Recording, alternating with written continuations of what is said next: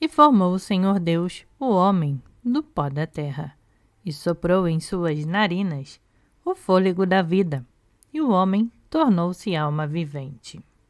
Gênesis 2:7. E disse o Senhor Deus: não é bom que o homem esteja só. Far-lhe-ei uma ajudadora, que lhe seja idônea. Gênesis 2:18.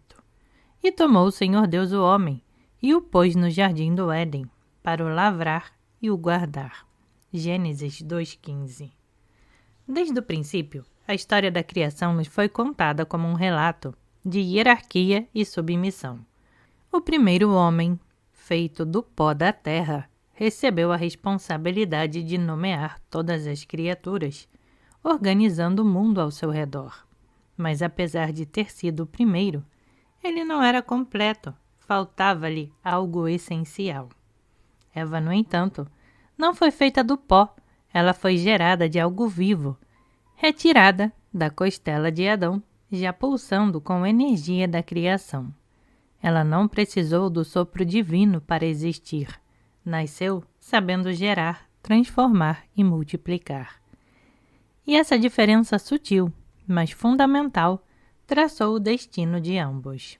Adão nomeava, mas não criava. Eva não precisava nomear para fazer algo existir. A relação entre os dois nunca foi de superioridade ou de submissão. Foi sempre uma relação entre razão e criação, controle e fluidez, ordem e transformação. Mas a história não parou aí. Entre eles havia uma árvore, uma escolha, um fruto proibido, uma semente, potencial de criação. E foi essa escolha que mudou tudo. E havendo formado da terra todos os animais do campo e todas as aves do céu, o Senhor Deus os trouxe a Adão para ver como lhe chamaria. E tudo o que Adão chamou a cada alma vivente, esse foi o seu nome. Gênesis 2:19. Adão foi criado como um ser racional, estruturado e obediente. Seu papel era o de dar ordem ao caos, de organizar o que já existia. Mas a mente, por si só, não gera nada. Ela compreende, classifica e estabelece limites, mas não dá luz a algo novo. Adão representa a mente dentro de nós, aquela parte que busca entender e controlar o mundo. Ele é o pensamento que define, que busca a segurança, que teme o desconhecido. Ele nomeia todas as coisas, mas não pode criá-la. Por isso, Deus percebeu que não era bom que Adão estivesse só, algo lhe faltava.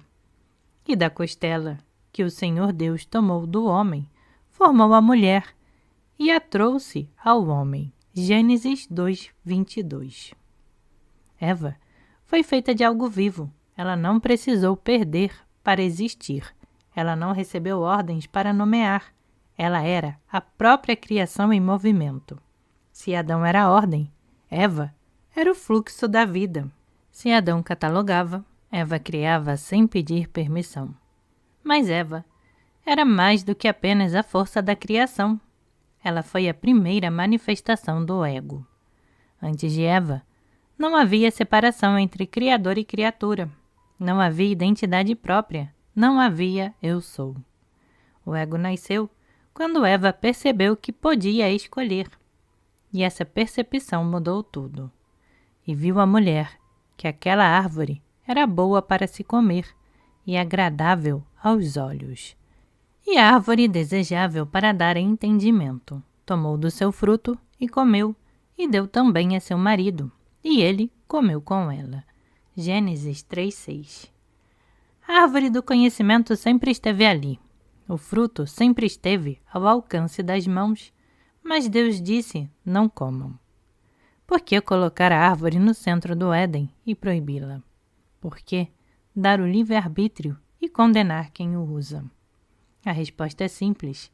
O fruto não era sobre certo ou errado. O fruto era sobre a escolha de ver. Eva olhou para a árvore e entendeu algo que Adão nunca tinha percebido. O paraíso sem consciência era uma prisão, A obediência sem questionamento era submissão. A existência sem escolha não era liberdade. Então ela comeu e ela viu. E então ela ofereceu a Adão. Mas Adão não comeu porque queria saber. Adão comeu porque tinha medo de perder Eva. Eva sempre teve Adão, mas Adão nunca teve Eva.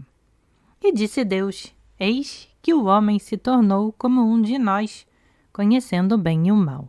Agora, pois, para que não estenda a sua mão e tome também da árvore da vida e coma e viva eternamente, o Senhor Deus o lançou fora do jardim do Éden. Gênesis 3, 22 e 23. A expulsão do Éden não foi um castigo. Foi a consequência inevitável do despertar da consciência. Antes do fruto, não havia dualidade. Não havia eu e o outro. Não havia certo e errado.